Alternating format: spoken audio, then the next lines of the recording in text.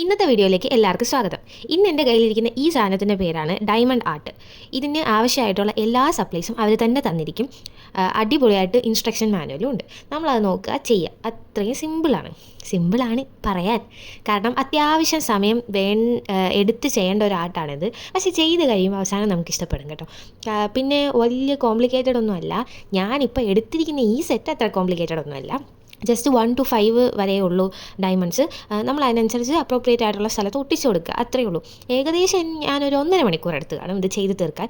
നല്ല സ്മൂത്തിങ് പ്രോസസ്സാട്ടോ ഇത്. വേറെ ഒന്നുമല്ല, നമ്മളിങ്ങനെ ഇരുന്ന് ആ ഒരു ഇതിൽ നമ്മളിരുന്ന് അങ്ങ് ചെയ്തു പോകും. പിന്നെ വീഡിയോ എടുക്കുന്നത് കൊണ്ട് നമുക്ക് അത്രയും കംഫർട്ടബിളൊക്കെ ഒരുപാട് അങ്ങ് ആയിട്ടിരിക്കാൻ പറ്റത്തില്ല.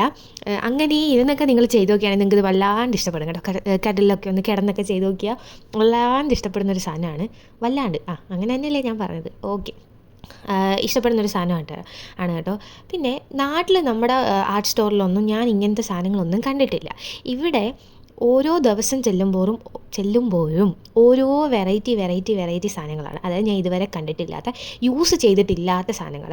പണ്ടൊക്കെ നമ്മൾ ഈ പുറത്തുള്ള ക്രിയേറ്റേഴ്സിൻ്റെയൊക്കെ ആർട്ട് വീഡിയോസ് കാണുമ്പോൾ അവർ യൂസ് ചെയ്യുന്ന കുറേ കൊടുക്കുമണി സാധനങ്ങൾ ഇപ്പോൾ ഞാൻ ഇവിടെ സ്റ്റോഴ്സിൽ ചെല്ലുമ്പോൾ കാണും. പക്ഷേ എല്ലാം ഒന്നും വാങ്ങാൻ തോന്നില്ല. പണ്ട് വാങ്ങാൻ തോന്നുമായിരുന്നു, അന്ന് കയ്യിൽ കാശില്ല.